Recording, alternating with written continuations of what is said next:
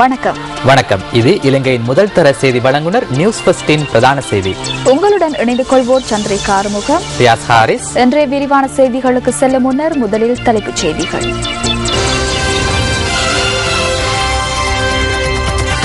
வரவு செலவு திட்டத்தின் பின்னர் அரசாங்கத்தின் செலவினத்தை 356 பில்லியன் வரை அதிகரிக்கும் வகையில் சட்டமூலம் ஒன்றை சமர்ப்பிக்குமாறு எதிர்க்கட்சி தெரிவிப்பு. கொஸ்லாந்தை பேரவலம் எதிர்காலத்திற்கான அபாய சமிக்ஞை, கலாநிதி ரணில் சேனாநாயக்க. மண்சரிவு மற்றும் மழை காரணமாக 10,000க்கும் அதிகமான மக்கள் பாதிப்பு, 1,800க்கும் அதிகமானோர் இடம்பெயர்வு. வெளிவிவகார அமைச்சு குறித்து எழுகின்ற குற்றச்சாட்டுகள் தொடர்பில் விடயத்திற்கு பொறுப்பான அமைச்சர் பதில் வழங்காமை குறித்து கூட்டமைப்பு உறுப்பினர் வசந்த சேனாநாயக்க அதிருப்தி. අපි මන්ත්‍රීවරයෙක් ඇටියට ඇමතිවරයෙකුට පැහැදිලිව ලියන ලිපියකට ඇයි ලියුමක් ලියන්න බැරි ආපහු. முதலில் உள்நாட்டுச் செய்திகள். 2015ஆம் ஆண்டுக்கான நிதி ஒதுக்கீட்டு சட்டம் மூலம் நிறைவேற்றப்படுவதற்கு முன்னர் அது திருத்தப்பட வேண்டும் என பாராளுமன்றத்தில் எதிர்க்கட்சி சுட்டிக்காட்டியது.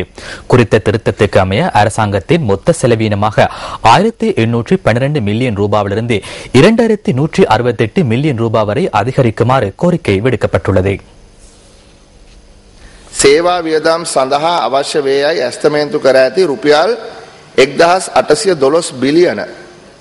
சேவைகளுக்கான செலவுகளுக்காக அரசாங்கத்திற்கு 1,812 பில்லியன் 292 மில்லியன் 718,000 ரூபாய் தேவை என மதிப்பீடு செய்யப்பட்டிருந்தது. அதாவது 1,812 பில்லியனும் 292 மில்லியனும் இதில் திருத்தம் மேற்கொள்வதற்கான பிரேரணை நேற்று முன்வைக்கப்பட்டது. 2,168 பில்லியனாக மாற்றுமாறு கேட்டுள்ளனர். இது ஆச்சரியத்துக்குரிய செயலாகும். வரவு செலவு திட்டம் ஒரு வாரத்திற்கு முன்னர் சமர்ப்பிக்கப்பட்டது. ஒரு வாரத்துக்கு பின்னர் செலவினம் 1,812 பில்லியனில் 2,168 பில்லியனாக அதிகரித்துள்ளது. வரவு செலவு திட்டம் சமர்ப்பிக்கப்பட்ட போது இதுவே செலவுக்கான தொகை என கூறினர். ஒரு வார காலத்தின் பின்னர் இல்லை அந்த தொகை அல்ல, அந்த செலவினத்துடன் 256 பில்லியன் ரூபாய், அதாவது 25,600 கோடி ரூபாவால் அதிகரித்து திருத்தம் மேற்கொள்ளுமாறு கூறுகின்றனர். 1,340 பில்லியன் ரூபாவே அதிகபட்ச கடன் பெறுவதற்கான எல்லையாக வரையறுக்கப்பட்டிருந்தது. நேற்றைய திருத்தத்தில் கடன் பெறுவதற்கான எல்லையும் மாற்றப்பட்டுள்ளது. 440 பில்லியன் ரூபாவினால் அதனை அதிகரித்துள்ளனர். அதாவது செலவினங்களுக்கான நிதி ஒதுக்கப்பட்டிருக்கவில்லை. வழங்கப்படும் என கூறினாலும் வழங்குவதற்கு நிதி இருக்கவில்லை. வரவு செலவு திட்ட துண்டு விழும் தொகையை குறைப்பதாகவும் பெற்றுக் கொள்ளப்படுகின்ற கடனின் அளவை குறைப்பதாகவும் கூறினர். தற்போது உண்மை நிலை தெளிவாகின்றது. பில்லியன் 440කින්. ඒතර මේ වේදම් කරන්න මුදල් වෙන් කළා තිබුණේ නැහැ. දෙනවා කිව්වට දෙන්න මුදල් තිබුණේ නැහැ. ඒත් මොකල්ද කිව්වේ නැහැ අපි ආයවැය පරතරය අඩු කරනවා. ஐக்கிய மக்கள் சுதந்திர கூட்டமைப்பு இன்று ஊடக சந்திப்பொன்றை ஏற்பாடு செய்திருந்தது.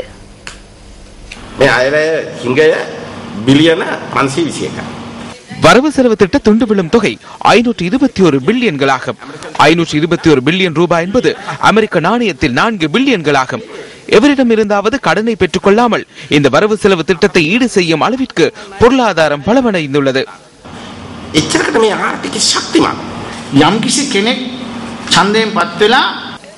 எவரேனும் ஒருவர் தேர்தல் மூலம் தெரிவாகியதும் அவரது பதவிக்காலம் சத்திய பிரமாணம் செய்யும் நாளில் இருந்தே ஆரம்பமாகின்றது. சரத்தின் சில்வா பிரதமர் நீதியரசராக இருந்த போது வழங்கிய வழக்கு தீர்ப்பொன்று அதற்கு சிறந்த உதாரணமாகும். ஜனாதிபதி அவர்கள் 2010ஆம் ஆண்டு ஜனவரி மாதம் ஜனாதிபதி தேர்தலில் வெற்றி பெற்றாலும் இரண்டாவது தவணைக்காக அவ்வேளையில் சத்திய பிரமாணம் செய்து கொள்ளவில்லை. நவம்பர் மாதம் 10ஆம் தேதியே அவர் பதவி பிரமாணம் செய்து கொண்டார். அதன்போது 2010ஆம் ஆண்டு செப்டம்பர் மாதம் 18வது அரசியலமைப்பு சட்டத்தின் ஒரு பகுதி அமுல்படுத்தப்பட்டிருந்தது.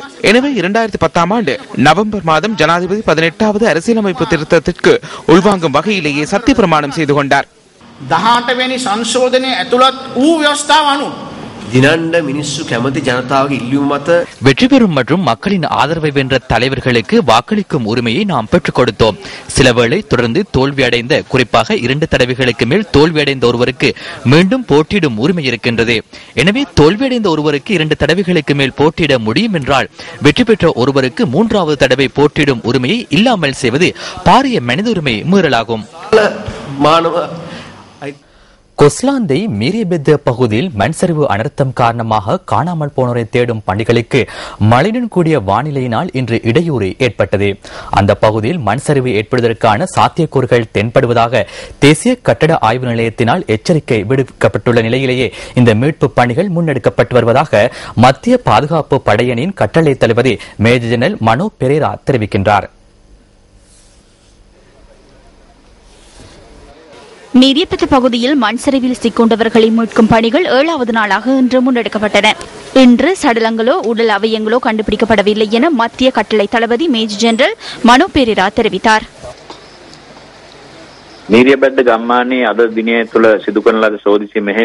கொஸ்லாந்தை மீரியபெத்த பகுதியில் இன்று மீட்பு பணிகள் ஆரம்பிக்கப்பட்ட நேரத்திலிருந்து தொடர்ந்தும் தடைகள் ஏற்பட்டன. நேற்று இரவு முதல் பெய்த கடும் மழை காரணமாக அந்த பகுதியில் சேற்று நிலைமை அதிகரித்து காணப்பட்டது. இருப்பினும் நாம் தொடர்ந்து மீட்பு பணிகளை முன்னெடுத்தோம். இன்று இந்த பகுதிக்கு விஜயம் செய்த கட்டட ஆய்வு மத்திய நிலையத்தின் அதிகாரிகள் நிலைமையை ஆராய்ந்து இதன் பாரதூரம் குறித்தும் தெளிவுபடுத்தி மண் சரிவு அபாய எச்சரிக்கையை விடுத்தனர். மண் சரிவுக்கான சாத்தியக்கூறுகள் காணப்படுமாயின் அந்த இடத்திலிருந்து உடனடியாக வெளியேறுமாறு எங்களுக்கு கூறினர். அந்த சந்தர்ப்பத்தில் மண் சரிவுக்கான சந்தர்ப்பம் இருந்தமையில் நாம் தற்காலிகமாக மீட்பு பணிகளை நிறுத்தினோம். மீண்டும் மாலை நேரத்தில் பெய்த அதிக மழை காரணமாக தற்காலிகமாக மீட்பு பணிகளை நிறுத்த வேண்டி ஏற்பட்டது.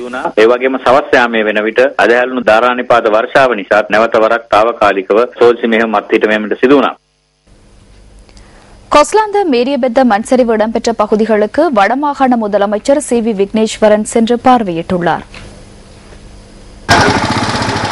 வடமாகாண முதலமைச்சருடன் மேல்மாகாண சபை உறுப்பினர் மனோ கணேசன் உள்ளிட்டோர் மண்சரிவு ஏற்பட்ட மேரியபெத்த பகுதிக்கு சென்றுள்ளனர். அங்கு மீட்பு பணிகளில் ஈடுபட்டிருந்த பாதுகாப்பு பிரிவினருடன் வடமாகாண முதலமைச்சர் கலந்துரையாடியுள்ளார்.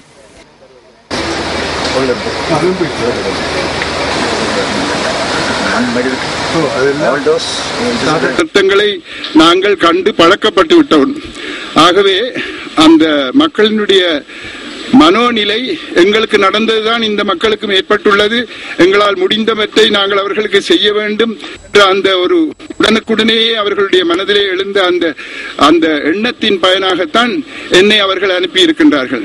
ஆகவே நான் அவர்களுடைய மனோநிலையை பிரதிபலிக்கும் ஒருவனாகத்தான் இங்கு வந்திருக்கின்றேன். எங்களால் முடிந்த வரையில் அந்த பாதிக்கப்பட்ட மக்களுக்கு எங்களால் முடிந்த வரையில் உதவிகளை செய்ய காத்திருக்கின்றோம். உடனேயே நாங்கள் பலரோடு பேசி குழந்தைகள் தாய் தகப்பன் இல்லாத குழந்தைகளுக்கு என்ன நடவடிக்கைகள் எடுக்க வேண்டும் என்பது சம்பந்தமாக நாங்கள் தீர்மானித்து பலர் தங்களுடைய பாடசாலைகளிலே குழந்தைகளை விடுதி வசதிகளோடு படிப்பதற்கு அனுமதி அளிக்க முடியும் என்று எங்களுக்கு கூறியிருந்தார்கள். அதே நேரத்தில் எங்களுடைய வைத்தியர்கள் தேவையான போது எங்களுடைய ஆதரவு தேவை என்றால் நாங்கள் போவதற்கு ஆயத்தமாக இருக்கின்றோம் என்று கூறியிருக்கின்றார்கள். அவர்கள் எல்லாம் நாங்கள் வவுனியாவிலே தேவையான பொழுது உடனேயே வந்து சேர்ந்து அங்கிருந்து வரக்கூடியதாக நடவடிக்கைகள் எல்லாம் எடுத்து இருக்கின்றோம். பின்னர் மேரியபெத்த பகுதியில் இடம்பெயர்ந்து தற்காலிகமாக தங்க வைக்கப்பட்டுள்ள கொஸ்லாந்த கணேச வித்யாலயத்துக்கு முதலமைச்சர் சென்றுள்ளார். அங்கு தங்க வைக்கப்பட்டுள்ள மக்களுடன் கலந்துரையாடி அவர்களின் குறை நிறைகளை கேட்டறிந்து கொண்டார். இங்கே வந்து இந்த சோகத்தை, துக்கத்தை, துயரத்தை, கஷ்டத்தை, கண்ணீரை எல்லாம் நாங்கள் இங்கே வாழ்ந்து கொண்டிருக்கூடிய மக்களுடன் பகிர்ந்து கொண்டிருக்கின்றோம். நான் உள்ளே மக்களிடம் சொன்னதை போல இங்கே ஊடகங்களுக்கு சொல்ல வேண்டும். உண்மையிலே இந்த துன்பம், துயரம், கஷ்டம் நிகழ்ந்திருந்தாலும் கூட அதுக்கு பின்னாலே ஒரு தீர்வு வருகின்றதா என்ற மாதிரியான ஒரு நல்ல ஒரு அறிகுறியும் தெரிகின்றது என்று சொல்ல வேண்டும். கொஸ்லாந்தை மண் சரிவை அடுத்து மலையகத்தின் பல பகுதிகளிலும் கவனஈர்ப்பு போராட்டங்கள் மற்றும் ஆர்ப்பாட்டங்கள் தொடர்ந்தும் இடம்பெற்று வருகின்றன. மலைக்குன்றுகளுக்கு அருகில் தாம் பல நூற்றாண்டு காலமாக பாதுகாப்பற்ற முறையில் வாழ்ந்து வருவதாகவும் தமது பாதுகாப்பை உறுதி செய்யுமாறும் வலியுறுத்தியே இந்த கவனஈர்ப்பு போராட்டங்கள் முன்னெடுக்கப்படுகின்றன. மலையக மக்களின் வீட்டுரிமையையும் தமது பாதுகாப்பையும் உறுதிப்படுத்துமாறு வலியுறுத்தி லிந்துல, சென்டகுராஸ், கிளனிக்கலஸ் மற்றும் தலவாக்கலை ஆகிய பகுதிகளில் இன்று கவனஈர்ப்பு போராட்டங்கள் முன்னெடுக்கப்பட்டன. சென்டகுராஸ் பகுதியில் இன்று நடைபெற்ற கவனஈர்ப்பு போராட்டத்தில் தோட்ட பகுதிகளைச் சேர்ந்த ஆயிரக்கணக்கான மக்கள் பங்கேற்றிருந்தனர். எந்த அரசியல்வாதியா இருந்தாலும் சரி, தனித்தனியா பிரிஞ்சு போயிட்டு எதுவும் செய்யணும்ல, சரியா தமிழ் மக்களுக்கு பேசுற தமிழ் பார்லிமெண்ட்ல இருக்க தமிழ் மந்திரிமார் எல்லாமே ஒன்னு சேர்ந்து நின்னு சொன்னா எங்களுக்கு எல்லாம் பலனா கிடைக்கும், இல்லாட்டி போனா ஒண்ணும் கிடைக்காது. அத்துடன் கிளனிக்கலஸ் தோட்டத்திலும் இன்று பாரிய கவனஈர்ப்பு போராட்டம் ஒன்று முன்னெடுக்கப்பட்டது. தமது பாதுகாப்பு மற்றும் எதிர்கால சந்ததியினரின் பாதுகாப்பு ஆகியவற்றை உறுதி செய்யுமாறு கவனஈர்ப்பு போராட்டத்தில் பங்கேற்றவர்கள் வலியுறுத்தியுள்ளனர். எங்களுக்கு இந்த மாதிரி நிலைமை நாளைக்கு ஏற்படாதுங்கிறதுக்கான சந்தர்ப்பம் இல்லைன்னு சொல்ல இயலாது. எங்களுக்கு நிறையவே இருக்குது. நாங்கள் ஒன்று சேர்ந்து இந்த ஆர்ப்பாட்டத்தில் முன்னெடுத்திருக்கிற மாதிரி எல்லா கட்சி அரசியல்வாதிகளும் சேர்ந்து எங்களுக்கு நல்ல முறையில் வீடமைப்பு திட்டத்தை தயவு செஞ்சு எடுத்துக் கொடுக்குமாறு நான் மிக தாழ்மையுடன் கேட்டுக்கொள்கிறேன். தலவாக்கலை பகுதியில் இன்று பாரிய கவனஈர்ப்பு போராட்டம் ஒன்று நடத்தப்பட்டுள்ளது. கொஸ்லாந்த பகுதியில் ஏற்பட்டதை போன்றதொரு அனர்த்தம் எதிர்வரும் காலங்களிலும் இடம்பெறாதிருக்க அதிகாரிகள் கவனம் செலுத்த வேண்டும் என கோரி இந்த கவனஈர்ப்பு போராட்டம் முன்னெடுக்கப்பட்டதாக எமது பிராந்திய செய்தியாளர் தெரிவிக்கின்றார். இந்த வீடு வாசல் இருக்கிற நிலைமை 100 வருஷ காலமாக இந்த அரசாங்கத்துக்கு தெரிய உள்ளது. இதை 100 வருஷமா வாழ்ந்திருக்க மக்களுக்கு இன்னும் அந்த குடிசையிலேயே வாழ வேண்டிய நிலைமை இன்னும் ஏற்பட்டுக்கிட்டு இருக்கு. இதுக்கு எங்களுக்கு ஒரு சரியான தீர்வு கிடைக்கணும் என்று அரசாங்கத்தை மேலும் கேட்டுக்கொள்ளும். இதேவேளை மஸ்கெலியா பகுதியிலும் இன்று கவனஈர்ப்பு போராட்டம் ஒன்று முன்னெடுக்கப்பட்டது. தாம் வாழ்கின்ற பகுதிகளில் நில வெடிப்புகள் காணப்படுவதாகவும் இந்த விடயம் குறித்து அதிகாரிகள் தெளிவூட்டப்பட்ட போதிலும் இதுவரை தமது பாதுகாப்பு உறுதி செய்யப்படவில்லை என தெரிவித்து இந்த கவனஈர்ப்பு போராட்டம் முன்னெடுக்கப்பட்டதாக எமது பிராந்திய செய்தியாளர் தெரிவிக்கின்றார். டேம் ஓரத்தில் தான் இருக்கிறோம். அங்கே டேம் ஓரத்தில் ஒரு கிட்டத்தட்ட ஒரு 10 குடும்பங்கள் அங்கனைக்கு இருக்கின்றார்கள். அங்கனைக்கு ஒரு பெரிய ஒரு பாரிய ஒரு கம்பி லைன் ஒன்று போகுது. 33,000 வோல்டேஜ் லைன் ஒன்று போகுது. பக்கத்தில் லயங்கள் இருக்கு, பெரிய மரங்கள் இருக்கு. அதை நாங்களும் பல முறை ஜிஎஸ் மூலமாக பிரதேசம் மூலமாக சொல்லியிருக்கோம். மரங்களை வெட்ட சொல்லி வெட்ட மாட்டேங்கிறாங்க. இரவு நேரங்களில் தூங்குற நேரத்தில் கூட சரியான பயமா இருக்கு. அந்த மரம் விழுந்துச்சுன்னு சொன்னாக்க அங்கே இருக்கிற ஒரு 8 குடும்பங்கள் சரியான முறையில் பாதிக்குங்கிறது. எங்கட லயத்துக்கு மேல வெடிப்புகள் ஏற்பட்டிருக்கு. நாங்க எல்லாருக்கும் நாங்க சொல்லியிருக்கோம். ஆனா இதுவரைக்கும் எந்த நடவடிக்கையும் எடுக்கப்படல. எங்கட ஊர்ல இருந்து வெளி பாடசாலைகளுக்கும் மாணவர்கள் போறாங்க. அதே மாதிரி எங்க தோட்ட பாடசாலையில உள்ள பாடசாலைகளுக்கும் பிள்ளைங்க போறாங்க. மொண்டிஸ்வரிக்கும் போறாங்க. கிரச்சிலையும் சின்ன சின்ன பிள்ளைங்க இருக்காங்க. ஆனா அவங்களுக்கெல்லாம் எந்த வித பாதுகாப்புமே இல்லை. நாங்க பெண்களும் இருக்கோம், அவங்களுக்கு எந்த பாதுகாப்பும் இல்லை. ஏன்னா இந்த மண் சரிவு அபாயம் தான் இதுக்கு காரணம். மஸ்கெலியா காமூர் பகுதியில் உள்ள குடியிருப்புகளுக்கு அருகில் வெடிப்புகள் காணப்படுகின்ற காட்சிகளே இவை.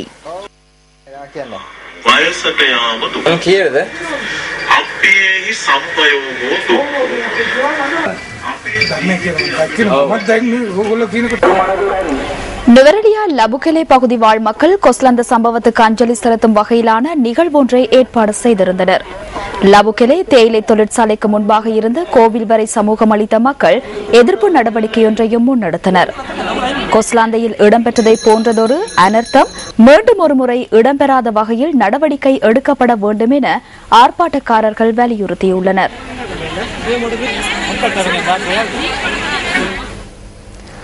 மேரியபெத்த மண் சரிவில் பாதிக்கப்பட்டவர்கள் தொடர்ந்தும் பூனாகலை தமிழ் மகா வித்தியாலயத்தில் தங்க வைக்கப்பட்டுள்ளனர்.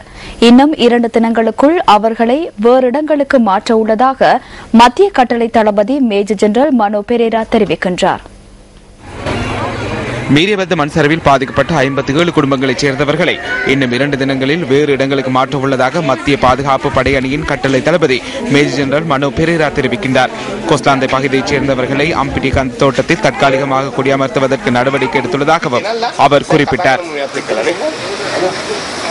අම්පිටිකන්ද වතමාගම මගින් ලබා දුන් දැනට භාවිතයෙන් ඉවත් කර තියෙන அம்பிட்டிகந்த தொழிற்சாலைக்கு சொந்தமான தொழிற்சாலை ஒன்றில் இந்த மக்களை குடியேற்ற திட்டமிட்டுள்ளோம். அந்த மக்களுக்கு தொழிற்சாலையில் வெவ்வேறாக வசதி செய்யப்படுகின்றன.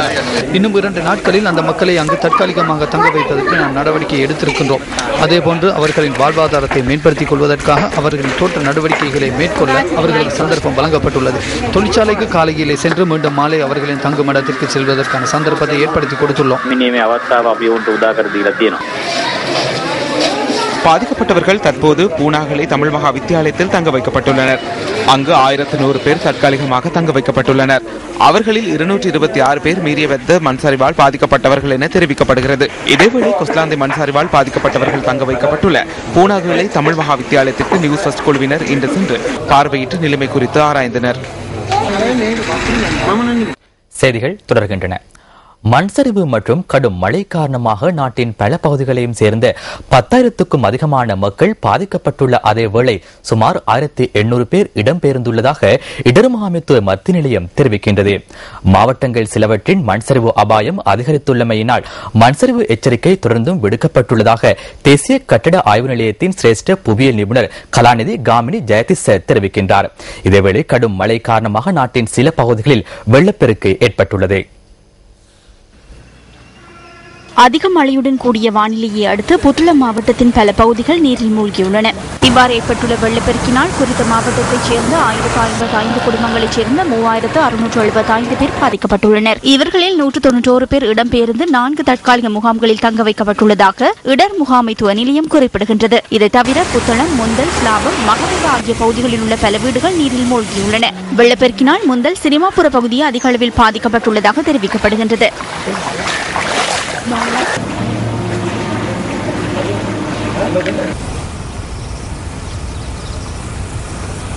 புத்தளம் மாவட்டத்தில் தொடர்ச்சியாக பெய்து வரும் மழையினால் மக்களின் இயல்பு வாழ்க்கை பாதிக்கப்பட்டுள்ளதாக எமது பிராந்திய செய்தியாளர் கூறுகின்றார். மாவட்டத்தின் தாழ்நில பகுதிகளில் வெள்ளம் ஏற்பட்டுள்ளது. மன்னார் புத்தளம் பிரதான வீதியில் உள்ள எள்ளுவான்குளம், கங்குவடி பகுதியில் 20 அடிக்கு மேல் வெள்ள நீர் பாய்வதாக மாவட்ட இடர் முகாமைத்துவ நிலையம் கூறுகின்றது. தெதுரோயாவின் 3 வான்கதவுகள் திறந்துவிடப்பட்டுள்ளன.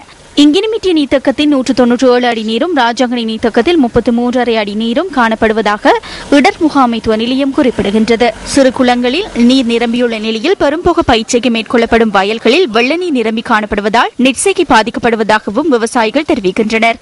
இதேவேளை முந்தல், மாதம்பி, ஸ்லாபம் முதலிய பகுதிகளில் மழை வெள்ளத்தினால் மக்களின் இயல்பு வாழ்க்கை பாதிக்கப்பட்டுள்ளதாகவும் எமது செய்தியாளர் குறிப்பிட்டார்.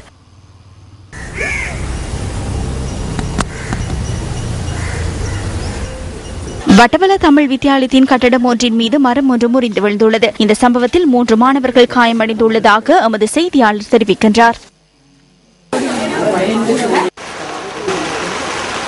மண்சரிவு அபாயம் காரணமாக குருநாகல் இத்துல்கொடகந்த ஸ்ரீ நிஷங்க தேசிய பாடசாலை மீள் அறிவித்தல் வரை தற்காலிகமாக மூடப்பட்டுள்ளதாக வடமேல் மாகாண கல்வி அதிகாரிகள் குறிப்பிடுகின்றனர். கடும் மழையுடன் கூடிய வானிலையினால் குருநாகல், தும்பலசூரிய, பிடர்வத்த பகுதி தொடர்ந்தும் நீரில் மூழ்கியுள்ளதாக எமது செய்தியாளர் தெரிவிக்கின்றார். இதேவேளை இந்த வெள்ளப்பெருக்கினால் 35 வீடுகள் நீரில் மூழ்கியுள்ளதுடன் 50 குடும்பங்கள் பாதிக்கப்பட்டு தற்காலிக முகாம் ஒன்றில் தங்க வைக்கப்பட்டுள்ளனர். ஸ்லாபத்தில் உள்ள பல நீர்த்தக்கங்களின் நீர்மட்டம் உயர்வடைந்துள்ளது.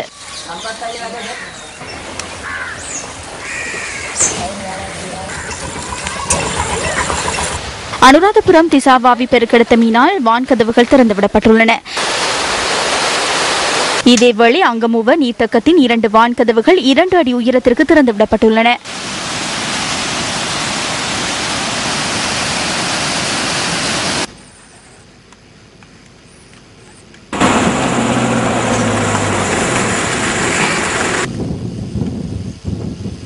கிளிநொச்சி மாவட்டத்தில் மழையுடன் கூடிய காலநிலை தொடர்கின்றது. நேற்று முதல் பெய்து வரும் மழையினால் மக்களின் இயல்பு வாழ்க்கை பாதிக்கப்பட்டுள்ளது. கடந்த காலங்களில் வறட்சியினால் வற்றி காணப்பட்ட இரணைமடு குளத்தினது நீர்மட்டம் 15 அடி 3 அங்குலமாக அதிகரித்துள்ளது. அத்துடன் பனிமூட்டம் காணப்படுவதால் குளிர்ச்சியான காலநிலையோடு இடைக்கிடையே மழையும் பெய்து வருவதாக எமது பிராந்திய செய்தியாளர் தெரிவித்தார்.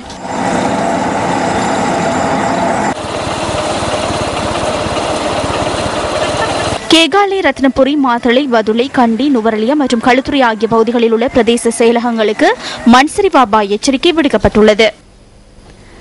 ஐரோப்பிய ஒன்றியம் இலங்கையின் மீன் இறக்குமதி மீது விதித்துள்ள தடை உத்தரவை வெளிவிவகார அமைச்சின் அதிகாரி ஒருவரின் செயற்பாட்டின் காரணமாக நீக்கிக் கொள்ள முடியவில்லை என கடற்றொழில் அமைச்சர் ராஜித சேனாரத்ன தெரிவிக்கின்றார்.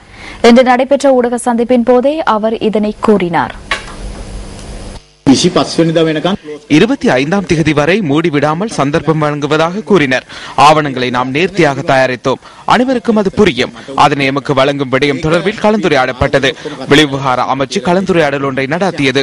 அதன்போது ஹம்சா அவர்கள் இதனை ஏற்றுக்கொண்டார். இலங்கையின் குழு ஒன்றை அனுப்ப தீர்மானிக்கப்பட்டது. அங்கு அனைத்து ஏற்பாடுகளும் செய்யப்பட்டன. விசா பெறுவதற்கான பிரதிகளை அனுப்புமாறு கூறினார். எனவே இவர்கள் அதனை ஃபேக்ஸ் மூலம் அனுப்பினர். எனினும் துரதிருஷ்டவசமாக விசா விடயம் இடம்பெறவில்லை. நான் தொடர்ந்தும் ஹம்சாவுடன் தொடர்பு கொண்டேன். எனினும் அவர் அதற்கு பதில் வழங்கவில்லை. அலுவலக தொலைபேசிக்கு தொடர்பு கொண்டாலும் அவர் பேசவில்லை. கையடக்க தொலைபேசிக்கு பதில் வழங்கவில்லை. எனினும் பின்னர் அவர் பதவியிலிருந்து விலகி வீடு சென்றார். 24ஆம் திகதி காலை ஐரோப்பிய ஒன்றிய தூதுவர் ஆலயத்துடன் தொடர்பு கொண்டு கேட்டேன். நாம் விசா கோரியதாகவும் அதற்கு என்ன நடந்தது என்றும் கேட்டேன். எனினும் அது தொடர்பில் எதுவும் இடம்பெறவில்லை என அவர்கள் கூறினர். குறித்த நபர் அந்த ஆவணங்களை லோக்கரில் வைத்துள்ளார். அதிகாலையில் செல்லும் போது விசா கிடைக்கவில்லை. எனவே நாம் இறுதியில் தயாரித்த அறிக்கை ஐரோப்பிய ஒன்றிய அறிக்கையில் உள்வாங்கப்படவில்லை. ஜெனீவாவிற்கான இலங்கை நிரந்தர வதிவிட பிரதிநிதியின் உத்தியோகபூர்வ வாசஸ்தலத்தை புனரமைப்பு செய்வதற்கு வழங்கப்பட்ட நிறுவனத்தின் உரிமையாளர் தொடர்பில் அண்மையில் வெளிவிகார அமைச்சர் பாராளுமன்றத்தில் முன்வைத்த ஆவணம் குறித்து மக்கள் விடுதலை முன்னணியின் வடமத்திய மாகாண சபை உறுப்பினர் வசந்த சமரசிங்க இலங்கைக்கான சுவிட்சர்லாந்தின் தூதரகத்திடம் கடிதம் ஒன்றின் மூலம் வினவியுள்ளார். பாரதூரமான பிரச்சினைகளை தோற்றுவித்துள்ள இந்த விவகாரம் தொடர்பில் அமைச்சர் சபையில் முன்வைத்த ஆவணம் அங்கீகரிக்கப்பட்ட நிறுவனத்தினால் வழங்கப்பட்டுள்ளதா என்பதனை உறுதிப்படுத்துமாறு அவர் கேட்டுக் கொண்டுள்ளார்.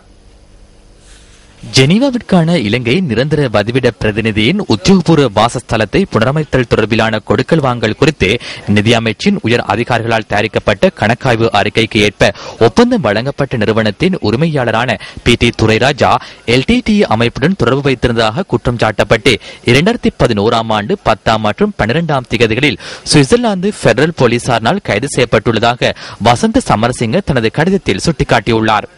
2 வருடங்களுக்கு பின்னர் அந்த கணக்காய்வு அறிக்கை தொடர்பில் பூர்ண தெளிவூட்டலை தான் மேற்கொண்டதாகவும் அதற்கு பதில் வழங்கும் வகையில் வெளிவிகார அமைச்சர் பேராசிரியர் GL பீரிஸ் கடந்த 30 தேதி பாராளுமன்றத்தில் ஆவணம் ஒன்றை சமர்ப்பித்ததாகவும் வசந்த சமரசிங்க தெரிவித்துள்ளார்.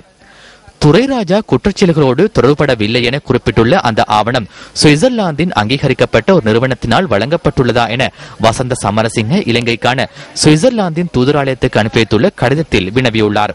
பேராசிரியர் GL பீரிஸ் இதற்கு முன்னர் தெரிவித்த விடயங்களுக்கு ஏற்ப சுவிட்சர்லாந்தின் புலனாய்வு பிரிவின் அதிகாரி ஒருவரினால் இது தொடர்பில் இலங்கையின் ராஜதந்திர அதிகாரி ஒருவருக்கு கடிதம் ஒன்றை அனுப்பியுள்ளாரா எனவும் வசந்த சமரசிங்க கேட்டுள்ளார்.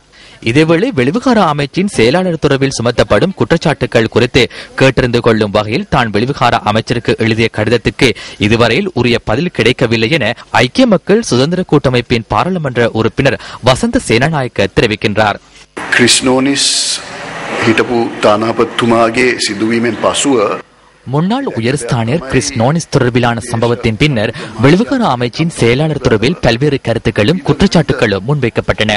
எனவே இவை குறித்து கேட்டறிந்து கொள்ளும் பொறுப்பு பாராளுமன்றத்தின் உறுப்பினர்கள் என்ற வகையில் எமக்கு உள்ளது. கணக்காய்வு அறிக்கை தொடர்பில் பல்வேறு கருத்துக்கள் முன்வைக்கப்படுகின்றன. பொறுப்பு வாய்ந்த உயர்ஸ்தானிகள் என்ற வகையில் தமாரா குணநாயகம், தயான் ஜெயதிலக போன்றவர்களும் பாராளுமன்ற உறுப்பினர் ராஜீவ விஜயசிங்க போன்றவர்களும் இது குறித்து விடயங்களை தெரிவித்த பின்னர் வெளிவிகார அமைச்சர் GL பீரிஸுக்கு நான் கடிதம் ஒன்றை அனுப்பினேன். வெளிவிகார அமைச்சின் செயலாளர் மீது சுமத்தப்படுகின்ற சில குற்றச்சாட்டுகளையும் நான் அதில் குறிப்பிட்டிருந்தேன். இவை உண்மையா இல்லையா என கேட்டிருந்தேன். எனினும் அதற்கு இதுவரையில் பதில் கிடைக்கவில்லை என்பதனை கவலையோடு கூற வேண்டும். சுமத்தப்படும் குற்றச்சாட்டுகள் உண்மையா பொய்யா என்பதை கூட தெரிவிக்கவில்லை. அமைச்சர் GL பீரிஸின் பல்வேறு கருத்துக்களை நாம் ஊடகங்கள் மூலம் கேட்கின்றோம். பாராளுமன்ற உறுப்பினர் என்ற வகையில் ஏன் அமைச்சரினால் எமக்கு தெளிவாக கடிதம் ஒன்றின் மூலம் பதில் வழங்க முடியாது? அதனையே கேட்க வேண்டும். பாராளுமன்றத்தில் இன்று கருத்து தெரிவித்த பாராளுமன்ற உறுப்பினர் சுஜீவ சேனசிங்க එවගේම විදේශ ප්‍රතිපත්තිය සම්බන්ධයෙන් විශේෂයෙන්ම ඩේවිඩ් කැමරන් මහත්තයා ආවට පස්සේ ඔබතුමාලා යන්න දුන්නා ඕන තැන් වලට මේ உங்களது வெளிநாட்டு கொள்கையை பாருங்கள். டேவிட் கேமரன் இலங்கைக்கு வந்த பொழுது இலங்கையில் வேண்டிய பகுதிகளுக்கு செல்வதற்கு அனுமதி வழங்கினீர்கள். ඒකනේ ගහන්න තිබ්බා. ඔබතුමානේ දැන් ගහන හාල් මැස්සොන්ට ගහන්න නැතුව අර නෝනිස් වගේ ගහන්න තිබ්බනේ කැමරන් වගේ හොඳ ඔබතුමාට වැඩි උසමාත පුද්ගලෙට. நோனிஸ் போன்ற நெத்தலிகள் மீது தாக்குதல் மேற்கொள்வதற்கு பதிலாக உங்களை விட உயர்ந்த வளர்ந்த ஒருவரான கேமரன் மீது தாக்குதல் மேற்கொண்டிருக்க முடியும் அல்லவா? 5000 ரூபாய் காசோலை திரும்பிய உங்களால் தற்பொழுது எவ்வாறு ஹெலிகாப்டர்களை கொள்வனவு செய்ய முடிந்தது? தற்போது நீங்கள் வெட்கம் அடைய வேண்டும். ඉන්නයක විකුරලා බිලියන 10කට දැන් කොහමද හෙලිකොප්ටර් 3යි ප්ලේන් 2යි සතපා රුපියල් 5000 රිටර්න් වුණා චෙක් එක දීලා ලැජ්ජ නැතුව කතා කරන මෙතන ඇවිල්ලා ඡන්දේ දුන්නේ උන්ට සාප කරන්න මේ වගේ උන්ට බංකොලොත් සතපහක් නැතුව රුපියල් 5000 රිටර්න් වුණා ලැජ්ජ නැතුව එනවා කතා කරන්න අල්ලලා පින් chance එකට කොහෙද ගිහිල්ලා ඩුබායි වල පොඩි chance එකක් වැදුනා ඒකෙන් හම්බ කරලා ආණ්ඩුව කාබාසිනේ කරලා ආණ්ඩුව විනාශ කරන්න இலங்கைக்கு தேவையான மசகு எண்ணெய் மற்றும் நிலக்கரி வகைகளை கொள்வனவு செய்வதற்கான பொறுப்பு கூட்டுத்தாபனத்துக்கு மீண்டும் வழங்கப்பட்டுள்ளது. இதன் பிரகாரம் மசகு எண்ணெய் ஏற்றிய கப்பல் ஒன்று கொழும்பு துறைமுகத்தை இன்று காலை வந்தடைந்தது. காணாமல் போனோர் தொடர்பான ஜனாதிபதி ஆணைக்குழுவின் விசாரணைகள் 3ஆம் நாளாக முல்லைத்தீவு ஒட்டுசுட்டான் பிரதேச செயலகத்தில் இன்று இடம்பெற்றது. காணாமற் போனோர் தொடர்பான ஜனாதிபதி ஆணைக்குழுவின் முல்லைத்தீவு மாவட்டத்துக்கான 2ஆம் கட்ட அமர்வு கடந்த 2ஆம் தேதி ஆரம்பமாகியிருந்தது. முதல் நாள் சாட்சியம் அளிப்பதற்காக 57 பேர் அழைக்கப்பட்டிருந்த நிலையில் 44 பேர் சாட்சியம் அளித்ததுடன் 18 புதிய முறைப்பாடுகளும் பதிவாகியிருந்தன. இதேவேளை நேற்றைய விசாரணையின் போது சாட்சியம் அளிப்பதற்காக 57 சாட்சியாளர்களுக்கு அழைப்பு விடுக்கப்பட்டிருந்த நிலையில் 38 பேர் சாட்சியம் அளித்துள்ளனர். அத்துடன் 67 புதிய முறைப்பாடுகளும் கிடைக்கப்பெற்றுள்ளன. இன்றைய தினம் 67 பேருக்கு சாட்சியம் அளிக்க அழைப்பு விடுக்கப்பட்ட நிலையில் 60 பேர் சாட்சியம் அளித்திருந்தனர். அத்துடன் புதிதாக 50 முறைப்பாடுகள் பதிவாகியிருந்தன. நாளைய தினமும் ஒட்டு சுட்டான் பிரதேச செயலகத்தில் சாட்சி பதிவு இடம்பெறும் என்று தெரிவிக்கப்படுகின்றது. முள்ளிவாய்க்கால வந்து நாங்கள் வரைக்குள்ள வந்து எங்களை வந்து உள்ளுக்கு நாங்கள் புள்ள 2 பேரும் நானும் இவரும் வந்து நாங்கள் வரும்போதே இலோன்சிங் பண்ணினது இயக்கத்துல இருந்தா பதிவு செய்து போட்டு பதிவு செய்துட்டு போகலாம் என்று சொல்லி கொண்டா போல நாங்கள் அவரை கொண்டு போய் புள்ளிகள் நான் நின்று கத்தினாங்க. They restored and but I shouted, I cried.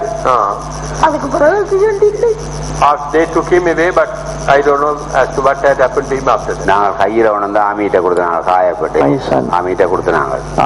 handed over my son with the ஹாஸ்பிட்டலே கொண்டு வரணும். கண்டியில வந்து பார்க்க சொன்னது நாங்க போய் பார்த்தோம். இந்த வெளிநாட்டுல இருந்து எங்கட அண்ணன் அக்காட மகள் பார்த்தவர் நெட்டில உயிரோட இருக்குது. ஆஸ்பத்திரியில இருக்கா, எந்த ஆஸ்பத்திரி தெரியாது. கணவதி பிள்ளை கொழும்புல வச்சு வெள்ள வெங்கட கடை வச்சிருந்த வெள்ளவத்தை பிராணிமன்றோ 2007 புதுக்குடியிருப்புல வந்து கல்யாணம் செய்து 28 நாள் அளவு வெள்ள வெங்கடம் 2 பேரையா ஒரு மகனும் ஒரு மகளும். one son and one daughter. தந்தையா சந்திரசேகரம் அவரையா காயப்பட்டு புதுக்குடியிருப்பு ஆஸ்பத்திரியில வச்சிருந்தேன்.